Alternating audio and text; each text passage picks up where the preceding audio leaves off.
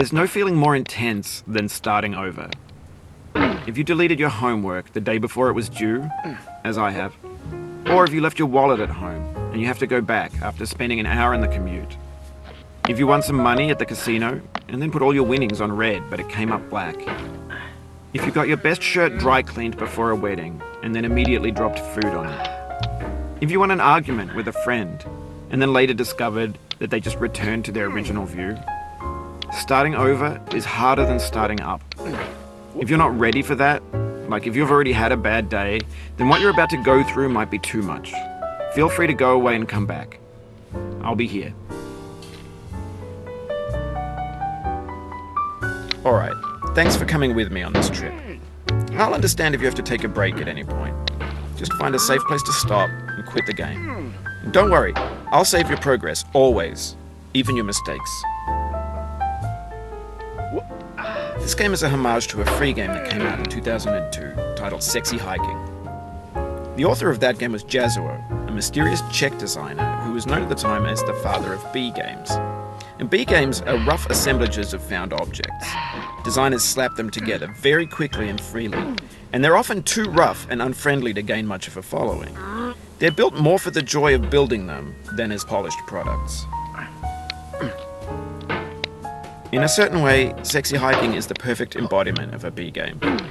It's built almost entirely out of found and recycled parts, and it's one of the most unusual and unfriendly games of its time. In it, your task is simply to drag yourself up a mountain with a hammer. And that act of climbing, in the digital world or in real life, has certain essential properties that give the game its flavor.